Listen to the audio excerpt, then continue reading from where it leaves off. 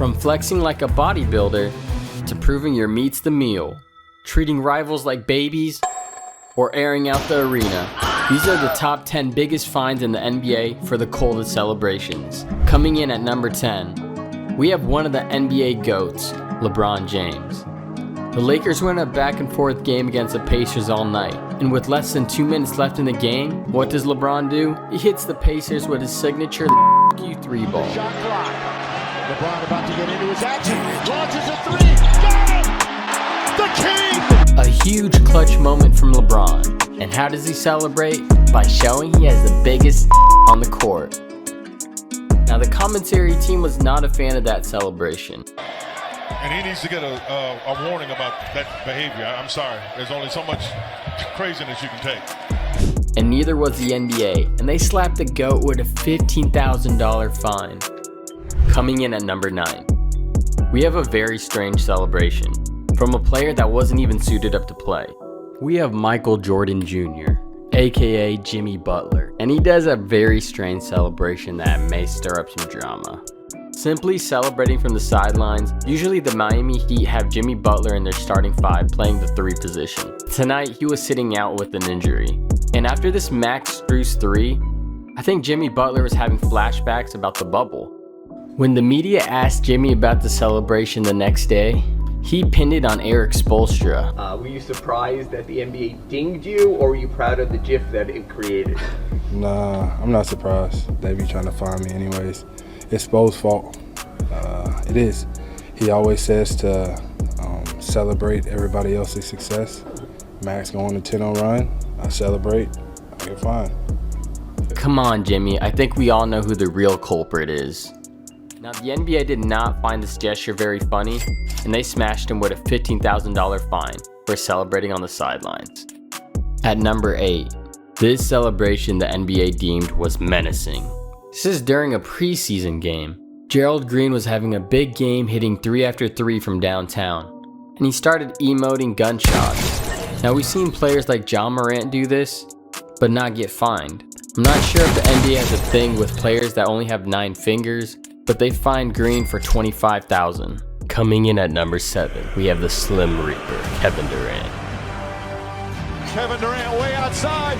Delivers! Kevin Durant from downtown. Durant to tie it. Got it! Definitely one of the NBA GOATs when it comes to scoring, Kevin Durant. We all know Durant goes by the nickname Slim Reaper, and this is the perfect celebration for that nickname. Durant goes for a big slam against his future team and then hits a throat slash emote. I find this to be ice cold, but the NBA finds this to be rather inappropriate, and they gave him a $25,000 fine. Looks like Durant has to be ready to pay a hefty fine if he wants to ever use that emote again. Now at number 6. Very similar to Kevin Durant, but this time instead of the Slim Reaper, we have the Flash, Dwyane Wade. After this nasty step back crossover that sends the defender flying, Dwyane Wade hits a jump shot and then does the same emote as the Slim Reaper. But for whatever reason, the NBA decided to hit him with a larger fine of $30,000. Maybe they gave Durant a smaller fine because at least his nickname matches up to the celebration. Coming in at number 5. WWE Executive Vice President of Global Strategy and Development, 14-time WWE Champion and founding member of DX. We have one of the league's newest MVPs, Joelle Embiid. Embiid was fined for not playing basketball. He was out there doing pro wrestling. After 2 tough and 1 baskets, he celebrates by showing the opposing team there's no stopping this paint beast. He did the iconic DX emote, suck it, and the NBA sent him a $25,000 fine for each time he did this, which is $50,000 in total.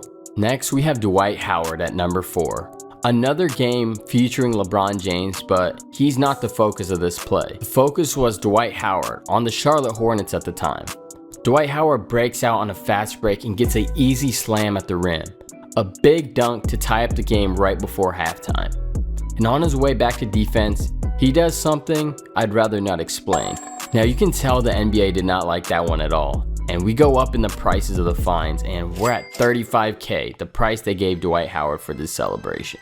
Now for our top 3. In the number 3 spot, we have Uncle Drew. Kyrie Irving was in the midst of a ton of controversy and he was hearing it from the fans and the entire arena all night in Boston. Who knows what he's been hearing from the Celtic fans at night. The Celtics were also playing tough defense on Kyrie this play.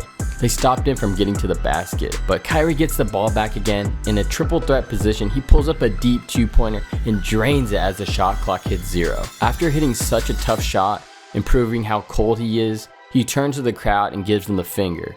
You know the NBA was on this one, and they gave Uncle Drew a $50,000 fine. Number 2. John Wall.